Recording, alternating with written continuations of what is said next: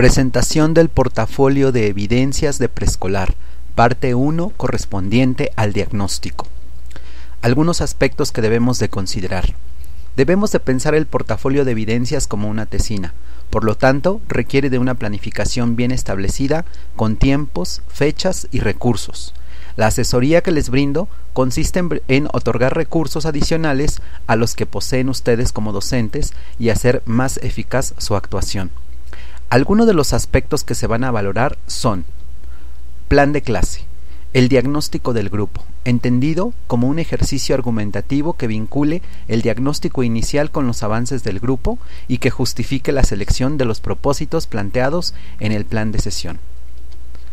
Las características del grupo, características generales de los niños del grupo, con énfasis en los aspectos relacionados con la competencia por trabajar y los avances del grupo que sustenten la planeación de la situación didáctica.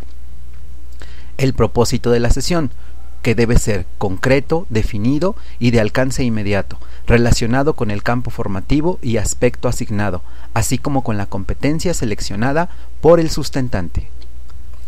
Vamos a ver el día de hoy lo correspondiente al diagnóstico del grupo.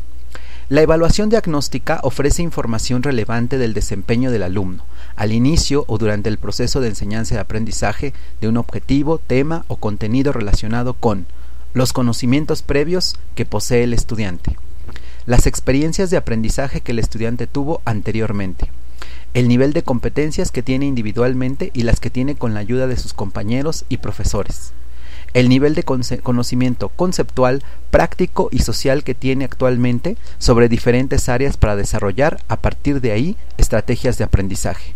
Y por último, el autoconocimiento y la autonomía que el estudiante posee relacionada con el aprendizaje.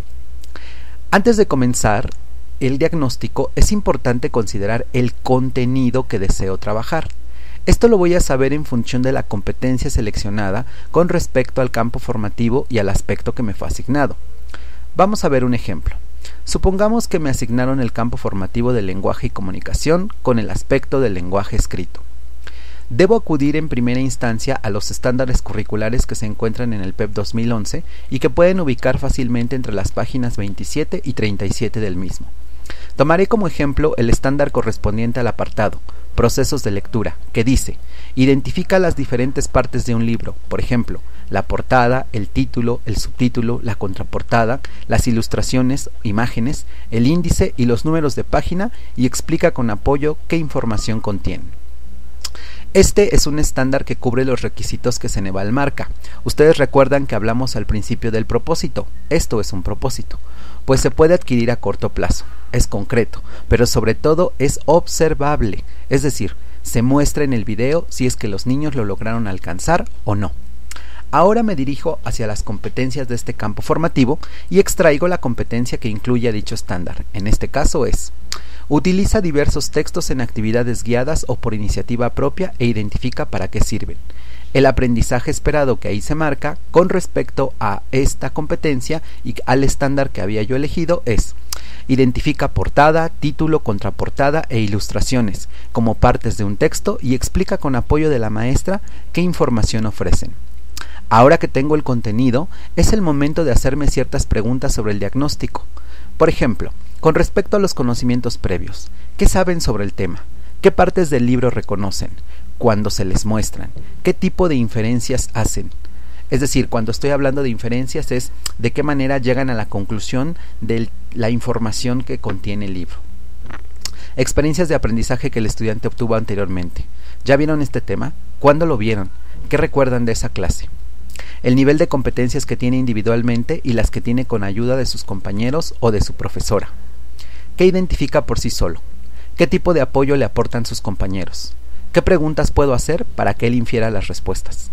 El nivel de conocimiento que posee. Conceptual. ¿Sabe lo que es una portada? ¿Contraportada? ¿Qué es el título? ¿Para qué se colocan imágenes en los libros y cómo las interpreta? En este punto lo que nos interesa es el nivel de concepto. Si tú le preguntas al niño qué es una portada, ¿te lo dice?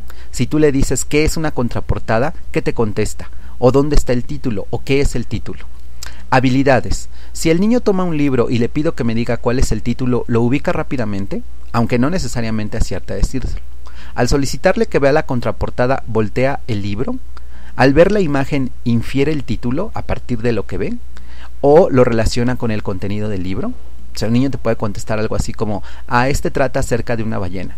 Si tú le dices, ¿qué título tiene este libro? Ve que hay una ballena ahí y te dice, el título trata acerca de una ballena. Bueno, ahí está confundiendo el título con el contenido. Actitudinal, ¿le interesa el tema? ¿Es algo que le motiva? ¿Ha mostrado curiosidad personal por saber cómo se titula un libro? ¿Me ha preguntado algo acerca de ello? Autoconocimiento. Se refiere a la capacidad del alumno de comunicar los aprendizajes obtenidos luego de una secuencia didáctica.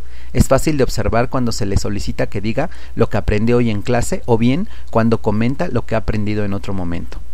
El nivel de autoconocimiento lo podemos medir fácilmente, pues cuando nosotros estamos terminando una secuencia didáctica, el niño tiene la habilidad de poder reproducir aquello que aprendió y aquello que hizo.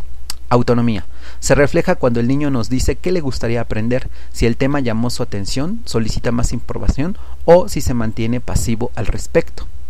En este sentido, lo que nosotros podemos ver en la autonomía es la capacidad que tiene el niño de movilizar ese conocimiento hacia otros aspectos diferentes de los que en el contexto se le fueron enseñados. A continuación se muestra un cuadro que nos muestra el tipo de preguntas adicionales que debemos de responder para tener un buen diagnóstico. Esto lo vamos a ver en la segunda parte.